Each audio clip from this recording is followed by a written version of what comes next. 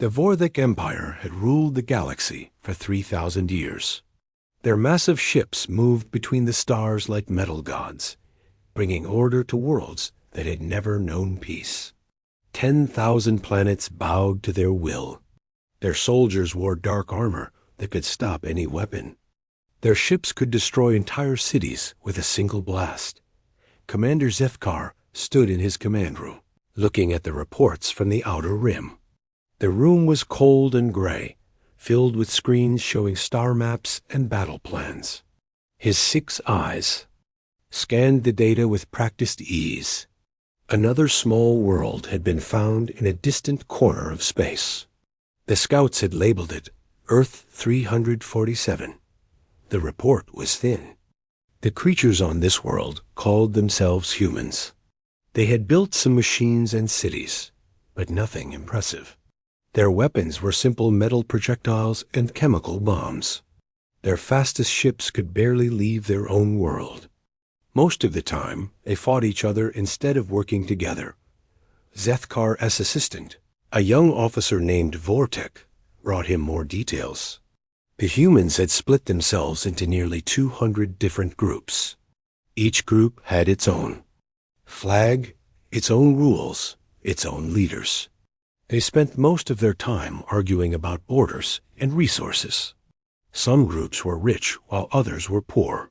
Some had advanced weapons while others fought with simple tools. The commander found this amusing. Every species the Vorthik had conquered had eventually learned to work together when faced with a greater threat. But these humans seemed unable to unite, even when they shared the same world. They were like children playing war games, never seeing the bigger picture. The threat assessment was clear. The humans had no energy weapons. They had no force shields. They had no faster-than-light travel that worked properly. Their largest weapons could destroy cities, but they were slow and obvious. A single Vorthik destroyer could eliminate their entire military in a few hours. Zethkar marked the file with a green symbol. Green meant no threat. The world would be monitored by automated systems. In 500 years, when the humans had grown a bit more, they might be worth conquering for their resources. For now, they were barely worth noticing. Meanwhile, on the small blue planet, Captain Jake Morrison sat in his office at the United Earth Defense Force headquarters. He was a tall man with gray hair and tired eyes. The job of protecting Earth seemed harder every year, not because of alien threats, but because the world's leaders could never agree on anything. Jake stared at the reports on his desk. Strange energy readings had been detected at the edge of the solar system. The deep space monitoring stations had recorded unusual patterns 3 times in the past month. Each time, the signals appeared for a few minutes and then vanished completely. His boss, General Lisa Hayes, had reviewed the same reports. She was a smart woman who had fought in 3 wars, but she did not believe in alien visitors. Lisa thought the readings were caused by solar storms or equipment failures. She had more important things to worry about, like the conflict in the Pacific and the growing tensions in Europe. Dr. Alan Cooper worked late in his laboratory, surrounded by computers and star charts. He was a thin man with wild hair who had spent 15 years studying the possibility of alien life. Most people thought he was crazy. Politicians laughed at his requests for more funding. Military leaders ignored his warnings about space defense. Alan had studied the energy readings that Jake Morrison had reported. They were unlike anything natural. The patterns suggested intelligent control, as if something was scanning their solar system. He had written report after report, but nobody listened. The world was too busy fighting itself to look up at the stars. The United Nations had just finished another pointless debate about space policy. The American representative wanted more military satellites. The Chinese delegate demanded shared technology. The Russian speaker insisted on territorial rights to the moon. They argued for hours and decided nothing. President Helen Burke watched the news in her office, feeling frustrated. She had tried to bring the world together, but every leader wanted to protect their own interests first. When Dr. Cooper had briefed her about potential alien contact, she had listened politely and then forgotten about it. There were too many real problems to worry about imaginary ones. In the Vorthik data center, millions of worlds were cataloged and ranked. Earth 347 was filed under primitive worlds, low priority. The entry was brief. Population, 7 billion. Technology level, early industrial. Military capability, negligible. Resources, standard water world with useful minerals. Recommendation, ignore for now. The Vorthik had conquered thousands of species. They had learned to recognize dangerous worlds quickly. Dangerous worlds had united governments. They had powerful weapons. They had strong military leaders who could inspire their people to fight. Earth had none of these things. Commander Zethkar had seen the pattern many times. Weak worlds stayed weak because they could not work together. They spent their energy fighting each other instead of advancing their technology. By the time they realized the danger from space, it was too late. The Vorthik fleet would arrive, demonstrate their power, and the world would surrender. The humans would be no different. They would panic when the ships appeared. Their leaders would argue about what to do. Their militaries would fall apart when faced with superior technology. Within a few days, they would beg for mercy and accept Vorthik rule. But Zethkar had missed something important in the reports. The humans did not just fight each other. They also learned from each other. Every war taught them new tactics. Every conflict made their weapons better. They shared information across their world through networks that the Vorthik had never seen before. Dr. Cooper had been right about one thing. The energy readings were scans. The Vorthik had been studying Earth for months, mapping their defenses and counting their weapons. They had cataloged every military base, every weapon system, every ship and plane. What they had not cataloged was the human spirit. They had not measured the stubborn refusal to give up that had carried humans through ice ages and plagues and wars. They had not noticed that humans became more dangerous when they were desperate, not less. The assessment was filed away in the Vorthik database. Earth 347 was officially classified as a low-threat world. The automatic monitoring systems would check on them once a year. If anything interesting happened, they would be notified. Commander Zethkar moved on to other reports. There was a rebellion on Kepler 442b that needed crushing. The mining worlds in the Centauri system were behind on their quotas. A new species had been discovered near the galactic core that might be worth studying. Earth was forgotten, filed away with thousands of other unimportant worlds. The Vorthik Empire continued its business, confident in its power and certain of its place in the galaxy. They had no idea that their greatest challenge was growing stronger on a small blue planet they had dismissed as harmless. The humans continued their daily lives, unaware that they had been judged and found wanting. They went to work, raised their families, and argued about politics. They had no idea that somewhere in the dark between the stars, an empire was deciding their fate. But Earth was not as helpless as it seemed, and humans were not as divided as they appeared. When the time came, they would show the galaxy something it had never seen before. The day the sky changed, Amy Foster was having lunch in Central Park. She was a young woman who worked for the United Nations, translating documents and helping diplomats understand each other. The sun was bright, and she was enjoying a sandwich when the shadow fell across the city. At first, people thought it was a cloud. But clouds do not have sharp edges and glowing lights. The massive shape that appeared over New York was 3 kilometers long and shaped like a giant arrow. It was dark gray with lines of blue light running along its sides. Similar shapes appeared over London, Tokyo, Moscow, and every major city on Earth. The ships did not attack. They simply hung in the sky, silent and waiting. Television stations around the world went crazy trying to explain what was happening. Military leaders shouted orders that nobody could follow. World leaders held emergency meetings that accomplished nothing. Commander Zethkar stood on the bridge of his flagship, looking down at the blue planet below. The demonstration was going perfectly. The humans were reacting exactly as predicted. Their communication networks were filled with panic and confusion.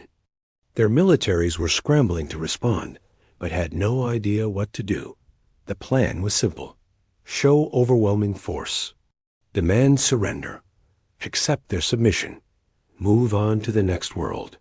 The Vorthik had done this thousands of times.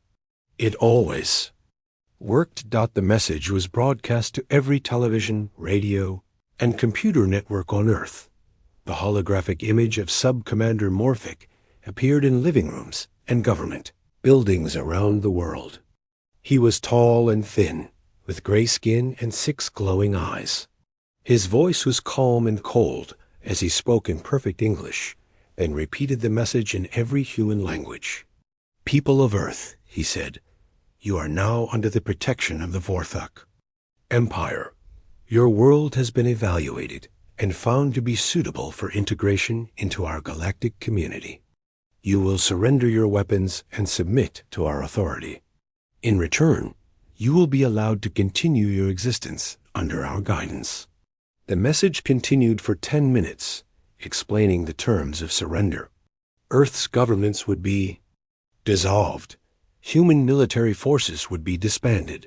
All advanced technology would be turned over to Vorthek control.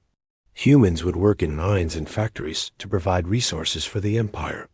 President Burke watched the broadcast from the yaw. White House Situation Room. Around her, generals and advisors argued loudly about what to do. Some wanted to attack immediately. Others wanted to negotiate. A few suggested hiding in underground bunkers and waiting for the aliens to leave. Ambassador Kyle Peterson was chosen to lead the human delegation. He was a calm man who had spent years negotiating peace treaties and trade agreements. But nothing had prepared him for this. He had studied every human culture and language, but alien psychology was completely new. To him, the meeting took place on the Vorthik flagship. Kyle and his team were transported up in a beam of light that made them feel dizzy and sick. The ship was huge inside, with corridors that stretched for kilometers. The walls were smooth and cold, and the air tasted strange. Sub-Commander Morphic received them in a room that looked like a courtroom. He sat on a raised platform while the humans stood below. His 6 eyes studied them like a scientist examining insects. When he spoke, his voice echoed off the metal walls. Your delegation is acceptable, he said. You will now confirm your species, surrender, and begin the transition process. Your compliance will ensure minimal disruption to your population. Kyle tried to maintain his diplomatic composure. We appreciate your arrival, he said carefully. But humanity needs time to consider such a significant decision. Perhaps we could discuss terms that would be beneficial to both our peoples. Morphic's eyes glowed brighter. You misunderstand. This is not a negotiation. Your species has been evaluated and classified. You have no choice in this matter. To demonstrate their power, the Vorthik disabled every military aircraft on Earth. Fighter jets fell from the sky like stones, their engines simply stopping. Missiles froze in their silos. Tanks and ships lost all power. The demonstration lasted exactly 60 seconds, then everything returned to normal. The message was clear. Human weapons were useless against Vorthik technology. Captain Jake Morrison was in the air when his F-35 fighter suddenly went dead. For a terrifying moment, he fell toward the ground in a $20 million paperweight. Then power returned, and he managed to land safely. But the experience shook him badly. If the aliens could control their weapons so easily, what chance did Earth have? Dr. Alan Cooper was one of the few people who was not surprised by the alien arrival. He had been expecting it for years. While others panicked, he calmly began studying the energy readings from the alien ships. His equipment detected patterns in their power systems that seemed familiar, yet far more advanced than anything humans had built. The world's leaders held emergency meetings by video conference. The president of Russia wanted to use nuclear weapons. The Prime Minister of Britain suggested trying to understand the aliens better. The Chinese premier proposed working together to find a solution. But nobody had any real ideas about how to fight an enemy that could disable their weapons with a thought. Dr. Cooper made a discovery that interested him. The aliens' energy shields had a specific frequency pattern. It was incredibly complex, but it followed rules that human science could understand. More importantly, it had to adjust constantly to maintain its effectiveness. That meant it might have weaknesses. Meanwhile, ordinary people around the world tried to continue their lives. Children went to school. Adults went to work. But everything felt different now. The massive ships hung in the sky like storm clouds, a constant reminder that Earth was no longer free. Some people welcomed the aliens. They believed that advanced beings from space would solve Earth's problems and bring peace. Others prepared to fight, gathering weapons and supplies in hidden places. Most people simply waited to see what would happen. President Burke made the hardest decision of her career. After 3 days of debate and discussion, she announced that Earth would accept the Vorthic terms. The surrender was broadcast around the world, and many people cried as they watched their leader admit defeat. But the surrender was not complete. Even as she spoke the words, secret messages went out to military leaders and scientists around the world. The official surrender would buy time. Underground networks would preserve human knowledge and technology. The fight was not over. It was just beginning. The Vorthic accepted Earth's surrender with satisfaction. It had gone exactly as planned. The humans had panicked, argued, and then given up when faced with superior force. Within a few days, Vorthic administrators would arrive to begin organizing their new subjects. Sub-Commander Morthic filed his report with confidence. Earth 347 had been successfully integrated into the Empire. The humans showed no signs of organized resistance. Their military had been neutralized without the need for destruction. The world would provide useful resources and labor for centuries to come. But Morthic had made the same mistake as his commander. He had underestimated the humans. He saw their surrender as weakness, not strategy.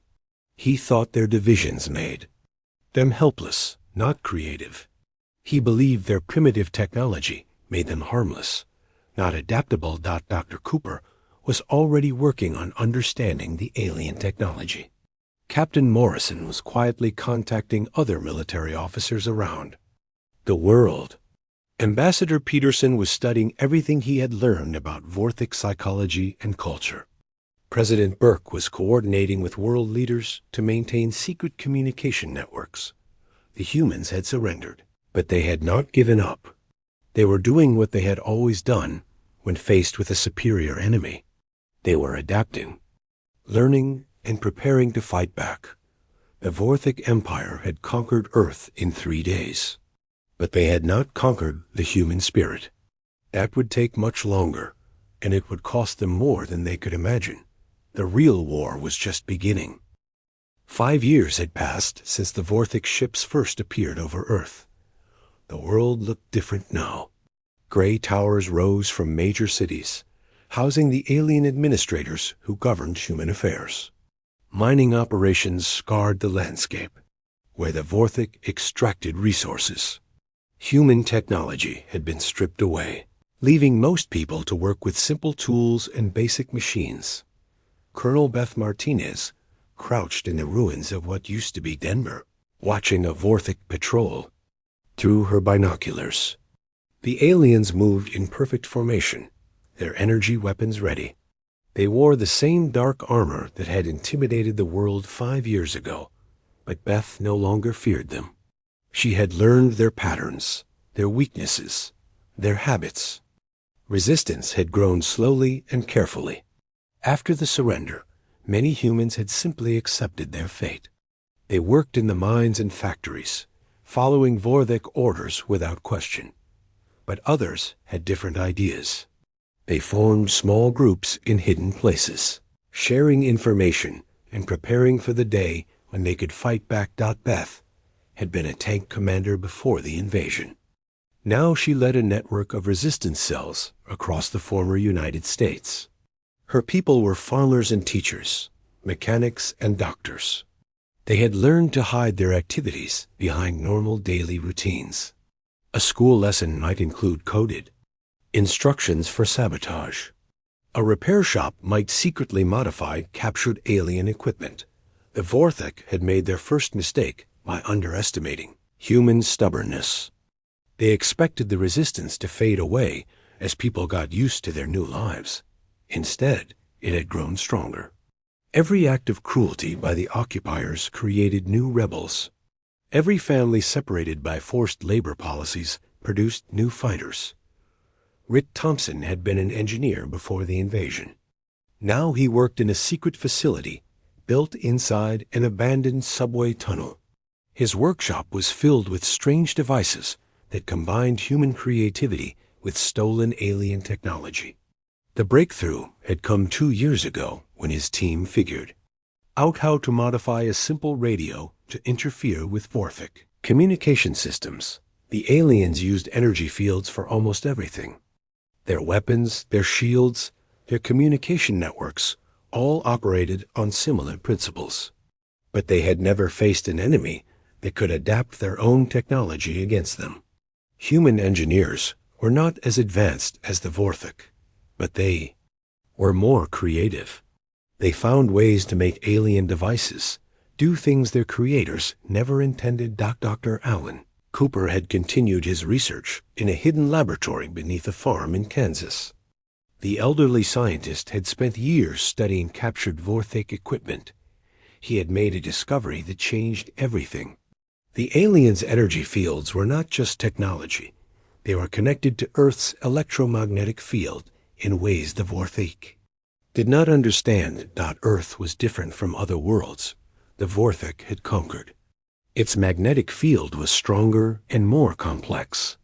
The aliens' equipment worked, but it had to constantly adjust to the unique conditions. This created tiny delays and inefficiencies that a careful observer could exploit. The first coordinated resistance strike happened on a Tuesday morning. Around the world, small groups of humans attacked Vorthik installations simultaneously. They used modified electronics to disrupt alien shields, then struck with conventional weapons. The attacks were small and quick, designed to cause confusion. Rather than major damage. In London, a team led by former MI6 agent Sarah Bowell destroyed a communication relay. In Tokyo, university students sabotaged a mining operation.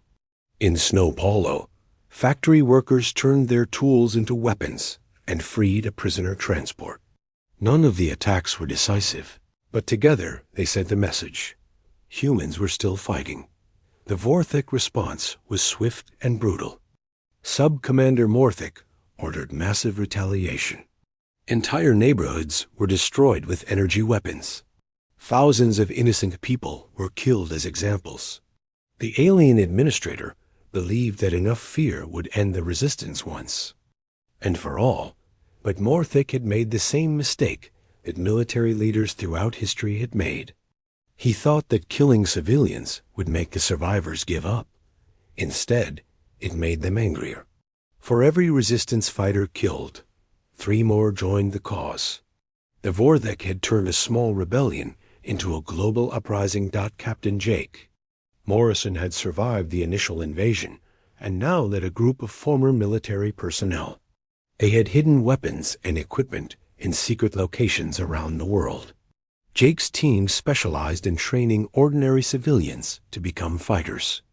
They taught people how to make explosives from common materials, how to disrupt alien patrols, and how to communicate without being detected. The Resistance had learned from every failed attack. They studied Vorthic tactics and adapted their own strategies. When the aliens began using energy scanners to detect hidden weapons, the humans learned to shield their equipment. When the Vorthic started taking hostages, the Resistance developed rescue techniques. Amy Foster had become one of the most important people in the Resistance. Her language skills and diplomatic training made her perfect for coordinating between different groups. She had established communication networks that connected Resistance cells across the globe. Her codes were so complex that even captured members could not reveal the full network. The Vorthic had never faced an enemy like this. Other species they had conquered had clear command structures that could be disrupted. Destroy the leaders, and the Resistance would collapse. But humans organized differently. They created networks that could function even when parts were destroyed. Each cell operated independently, but shared information with others. Dr. Cooper's research had revealed something that amazed him. The Vorthic Empire was not as strong as it appeared. They were scavengers who built their power on the ruins of other civilizations. They had advanced technology, but they did not understand it as well as its original creators.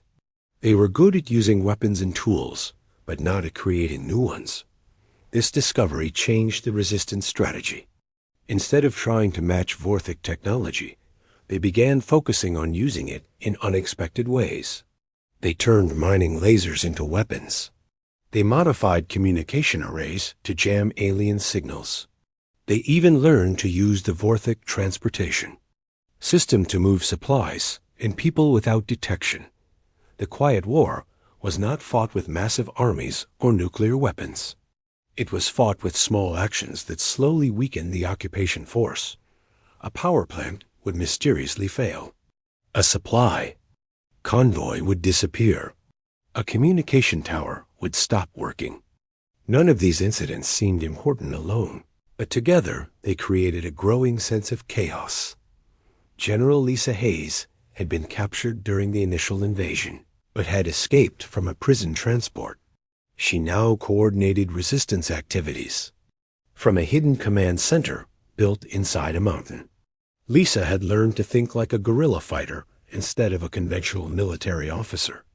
She understood that the goal was not to defeat the Vorthic in battle, but to make their occupation so difficult that they would leave.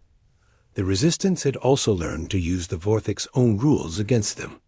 The aliens had strict protocols. For everything they did, they followed procedures that had worked on other worlds, but were not suitable for Earth. Humans exploited these rigid patterns, predicting alien actions and preparing countermeasures. Beth Martinez led her team through the ruins of Denver, carrying modified equipment that could disable Vorthic sensors. They had learned to move like ghosts, striking quickly and disappearing before the aliens could respond. Her people were not professional soldiers, but they fought with the desperate courage of people defending their home. The attack on the Denver facility was perfectly timed. While Beth's team created a distraction at the main entrance, Rick Thompson's engineers infiltrated the power systems. They installed devices that would slowly corrupt the alien computers, causing failures that would look like random malfunctions. As the years passed, the Resistance grew stronger while the occupation force grew weaker. The Vorthic had expected to govern a peaceful world that provided resources and labor. Instead, they found themselves fighting a war that had no clear battles and no obvious enemy. Every human was a potential threat. Every piece of equipment might be sabotaged. Every routine operation could become a disaster. The aliens began to realize that they had made a serious mistake. Earth was not like other worlds they had conquered. The humans were not like other species they had subjugated. This small blue planet was becoming a nightmare that threatened to destroy everything the Vorthik Empire had built, but they still did not understand the true nature of their enemy. They thought the resistance was just a local problem that could be solved with more force.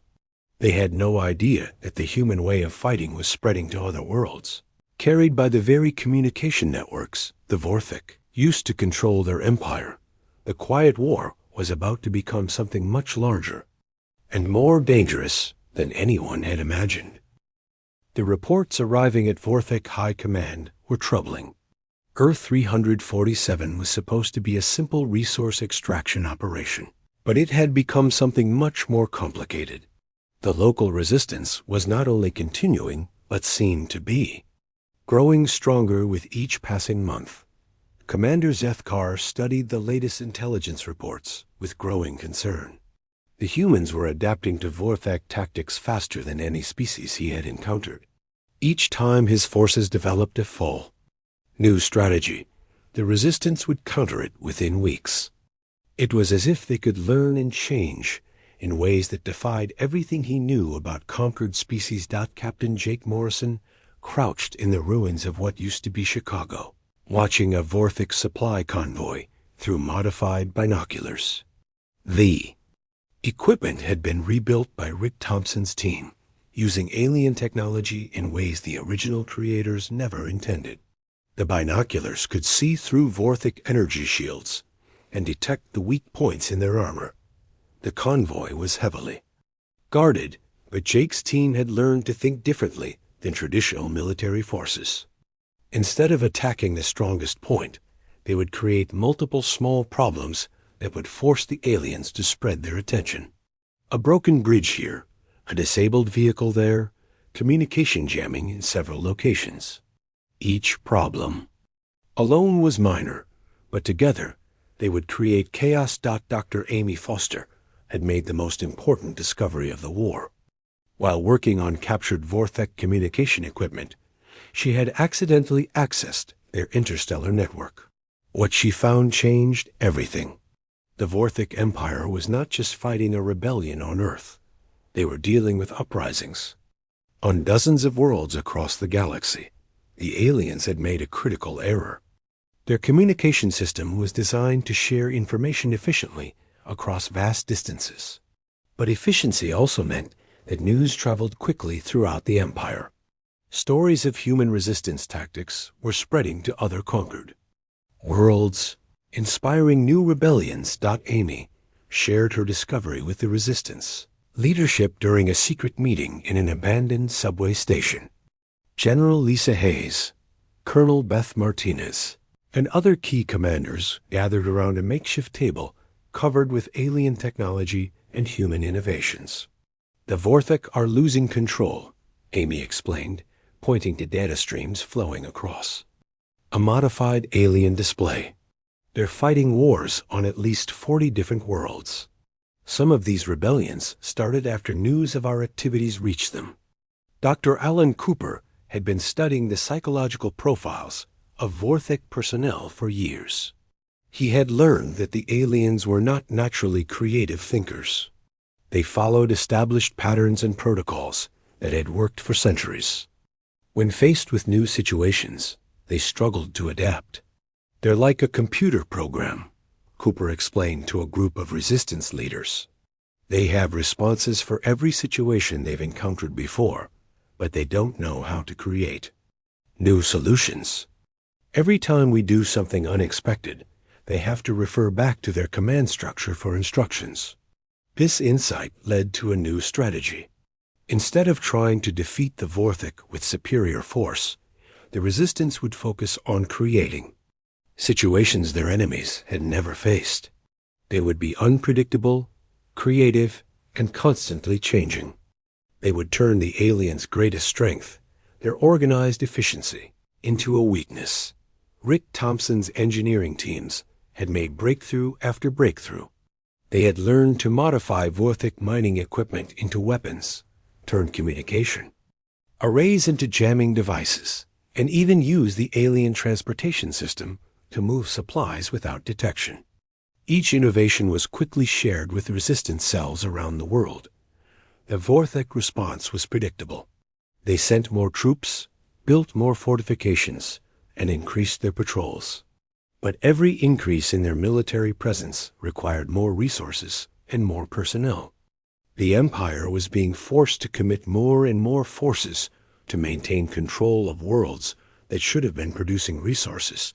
Sub-Commander Morthic had been promoted to full commander after the previous leader was recalled to explain the situation on Earth, but the promotion came with impossible expectations. He was supposed to crush the human resistance while maintaining resource production quotas. Every day brought new reports of sabotage, attacks, and equipment failures. The humans had learned to use the Vorthic's own technology against them in ways that seemed almost magical. They would reprogram alien computers to create false reports. They would modify energy weapons to overload and explode. They would even use the aliens' own surveillance systems to watch their movements and plan attacks. Captain Morrison led a raid on a Vorthic fuel depot that showed how much the resistance had evolved. His team used modified alien sensors to map the facility's defenses. They employed captured communication equipment to monitor guard patrols. They even used stolen Vorthic uniforms and identity codes to walk past security checkpoints. The attack itself was swift and precise.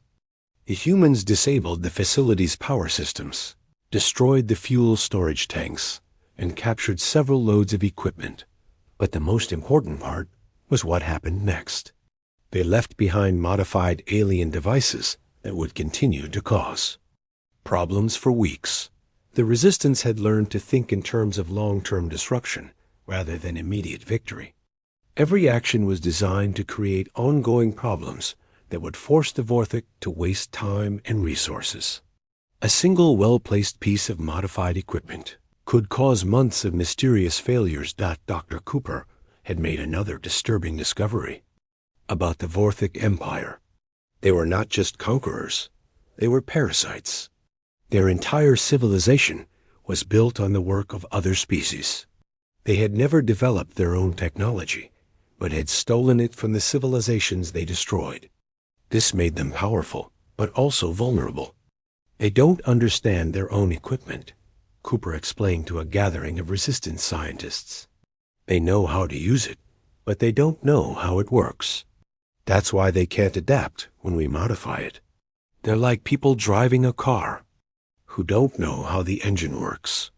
This knowledge led to new tactics. Instead of trying to destroy Vorthic equipment, the resistance began modifying it in subtle ways. They would change programming codes, adjust energy frequencies, and install hidden devices that would cause problems later. The aliens would continue using their equipment, not knowing that it had been compromised. Amy Foster had established contact with resistance movements on other worlds. The communication was difficult and dangerous, but it was possible. She learned that species across the galaxy were using modified human tactics to fight the Vorthic. Each world adapted the strategies to their own abilities and circumstances. Psychological impact on the Vorthic was enormous. They had ruled the galaxy for 3,000 years by following the same basic strategy.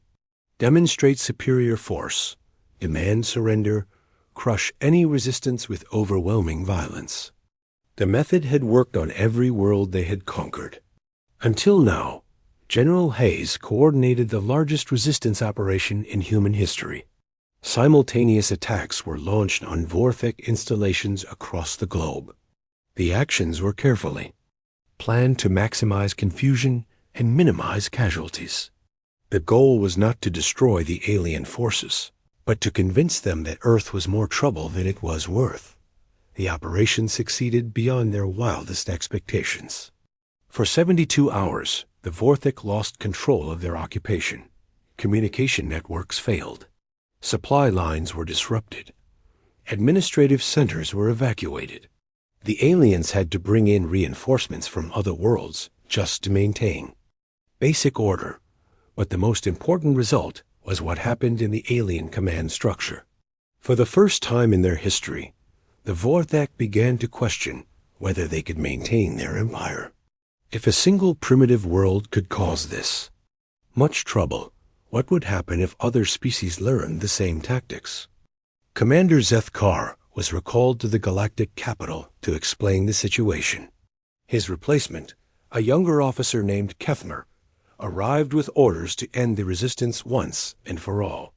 But Kethmer quickly learned that the situation was far more complex than his superiors understood. The humans were not just fighting a local rebellion. They had created a new way of warfare that was spreading throughout the galaxy. Every conquered species was learning that the Vorthok could be defeated. The Empire was facing the possibility of system-wide collapse. Rick Thompson's team had developed their most ambitious project yet. They had learned to modify the Vorthok's own communication system to spread resistance tactics to other worlds. The aliens' most powerful tool for controlling their empire was becoming the weapon that would destroy it. The quiet war was ending. What came next would be something the galaxy had never seen before. The Vorthok Empire was about to face the consequences of underestimating a species that refused to accept defeat. The humans had done more than just resist conquest. They had shown the galaxy that freedom was possible. The age of the Vorthok Empire was coming to an end, and it was ending because they had dismissed a small blue planet as a low threat. The first sign that something was wrong came at dawn on a Tuesday. The Vorthok patrol that normally marched through downtown Los Angeles at exactly 08:00 hours never appeared. The alien communication tower that had hummed with activity for 7 years fell silent. The energy barriers around the administrative complex simply vanished. Captain Jake Morrison led a small reconnaissance team through the empty streets, their weapons ready for an ambush that never came. The massive Vorthok buildings stood like abandoned monuments, their lights dark and their doors sealed. It was as if the entire occupation force had simply disappeared overnight. The same scene was playing out across the globe.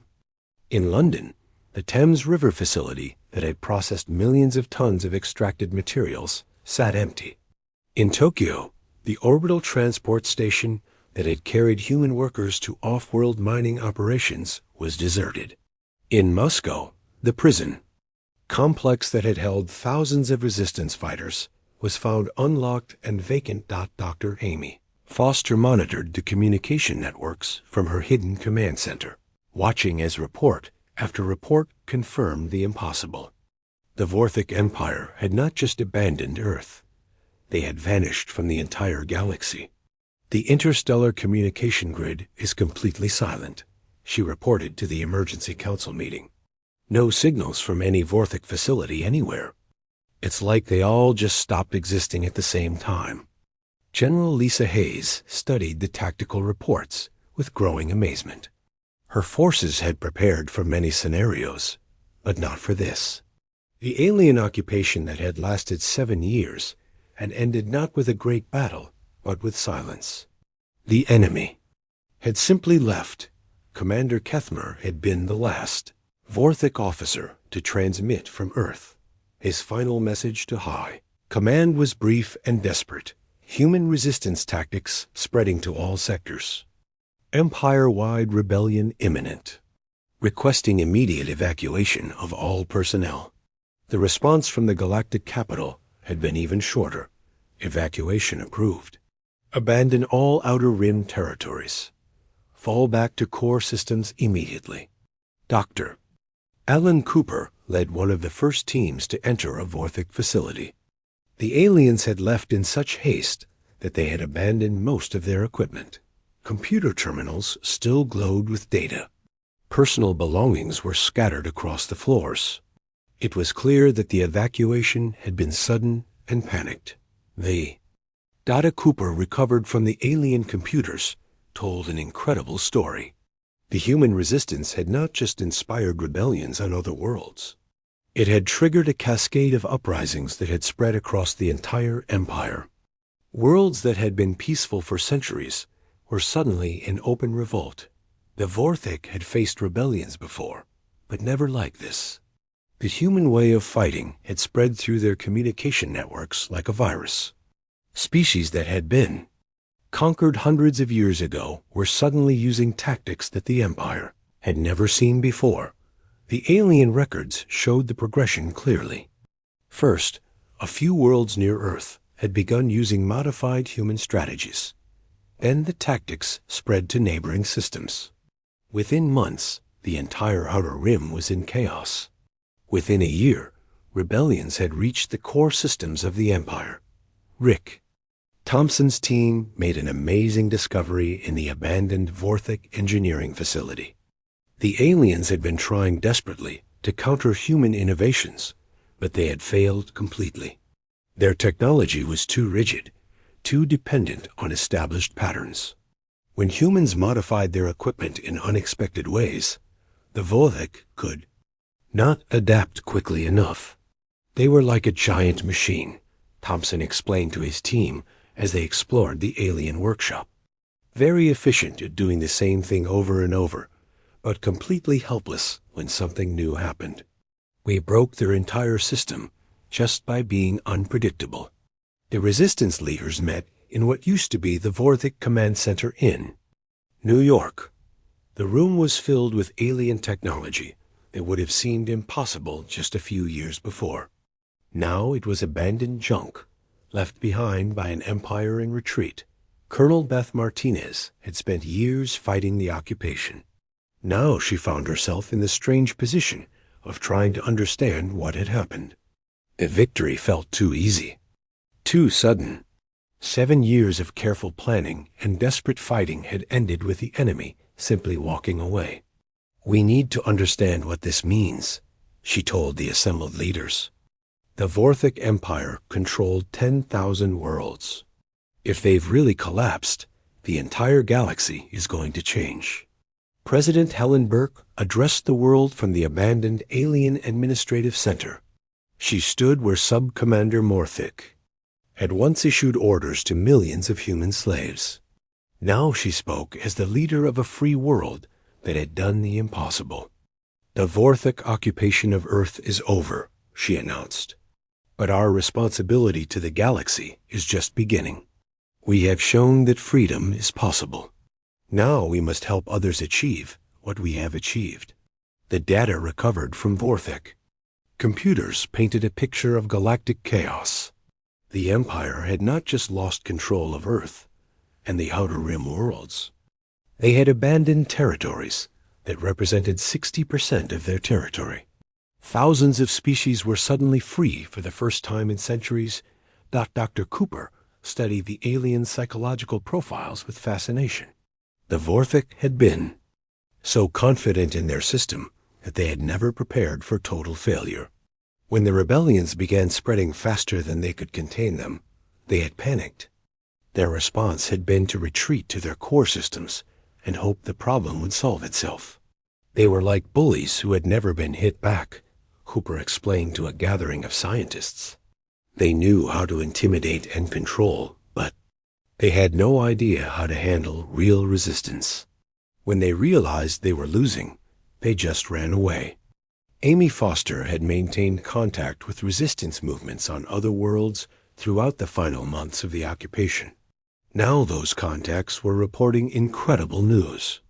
The Vorthik were not just retreating from human space. They were abandoning entire sectors of the galaxy.